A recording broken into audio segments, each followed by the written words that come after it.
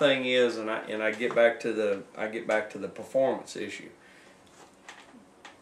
There is no reason, and I don't say this by making that decision according to how the students learn. That is a portion of it. But it should be painfully obvious to a school district. You have teachers that don't come to school on time. I mean, they won't even be, because of the difficulty of removing. Have you ever seen that? Have you ever seen that? A teacher that didn't come to school on time? I mean, have you ever seen that? Because I've never seen it. It's anecdotal on what I hear. You've never personally seen it? I've not personally seen it. But I have listened to members of management in the school district, and it is very difficult. It is paperwork intensive, even when there is cause to remove a person. It's not worth the effort to them, and it poses a problem. And I understand that may happen. I guarantee you that's the minority of situations when that happens. My question to all these people who are experts on how to evaluate a teacher's performance is, what do you think they're doing wrong? What is it that they're doing wrong? Well, and one of the things, and I certainly agree with the howling that's been going on, is the further you get away from the classroom, the less your ability is to know what's going on. That's right. And look, if I've been most of these people have never been in a classroom, and I can tell you from having been in a classroom, albeit as a long-term substitute teacher, I can tell you that there are many principals. This was overseas in a military DODS at school, where you always have just a scattering of discipline problems. You send them down, and the response is, from somebody who has never taught, by the way, who has a management degree, the response is, well, you're sending too many down in the space of an hour. Send fewer down, so I don't have to do my job. Yeah. Well, and it's pretty much the same thing that you hear here. That, you know, a teacher given no tools to handle the discipline. And look, let me say this, and this is certainly my humble opinion. I realize the pressures that are on the school district on having all the little Johnnies and all the little Janes in the classroom because they get X amount of dollars per day for every day that they're in there. The flip side of that is probably 2 to 3% of them should never be in a classroom. They should be sent to an alternative education program so that the other kids that are in the classroom don't get interrupted and that they could actually learn. Yeah. And it is a small percentage. You know, the difference being, and I'm proud to say, I got corporal punishment only 2 times when I was in school. And I will tell you that I deserved both of them. And I will also tell you that it didn't affect my psyche in any way, and it didn't hurt my self-esteem. What it did teach me is that Mr. Rhodes of Rhodes Elementary caught me running down the hallway. The man never said a word to me. He drew that paddle back and he busted me 3 times. And you know what? I didn't run down the hallway the next day. And the other one that I got was a little too much horseplay in the classroom. And I got it then, me along with a couple more. Once again, it didn't destroy me psychologically. I laugh and tell those stories today, and especially the one that I got from Mr. Rhodes when I was in elementary school helped to define what I am today, to help me understand that on that day, I thought it was cool to be running down the hallway, but I wasn't considering the safety and health of everybody else that was trying to get down that hallway. And discipline is certainly a problem. But in order for that to work, the teacher has to have the authority to carry it out. And when you treat the teacher like a non-professional, like an assembly line worker, the students know that. And at that point, the problem is worse. They know where the line in the sand is. That's exactly right. And it's typically, it has to be such a hard situation that it goes before the school board before there's really legitimate discipline handed out. Right. Now, the fights and things of that nature, they react pretty quickly to that.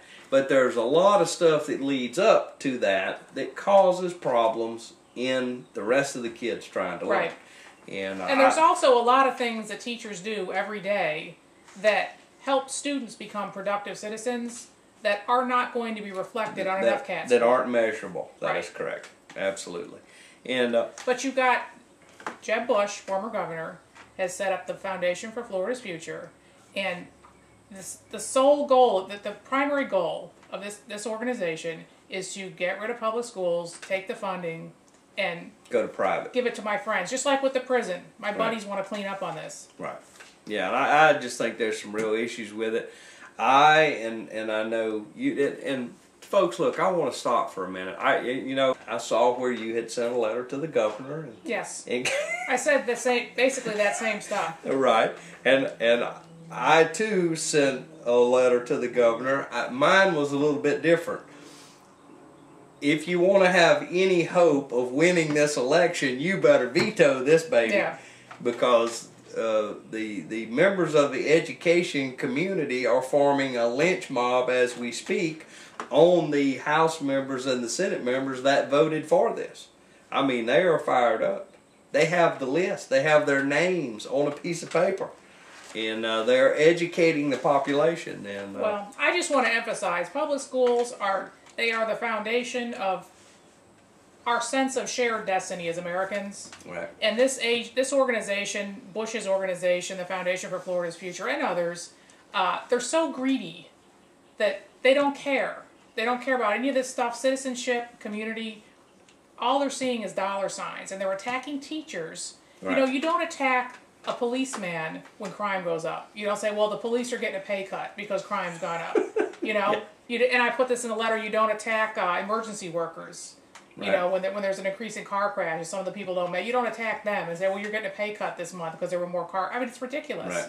But somehow we want to treat teachers like they're non-professional assembly line workers, and it's just people really need to pay attention to that, and Right. they need to contact their I mean, look, legislators. and let them know. we will all agree that we need some changes in our school system. You know, I for one believe that we have way too many chiefs and not enough Indians. Yeah, that's part of it. Non-instructional management employees in every school district that I have looked at goes up year after year after year.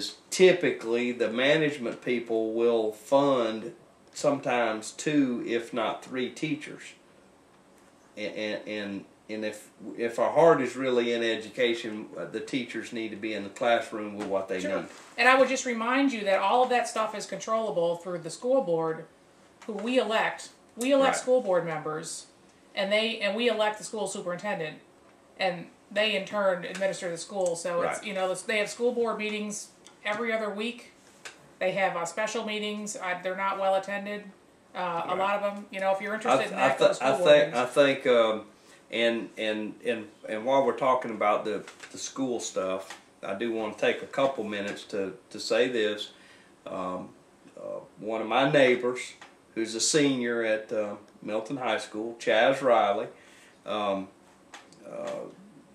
he had written, he was asked to write a letter, and he closed it with good luck and God bless, and he got censored, and can't say God bless, which I am adamantly opposed to that thought process.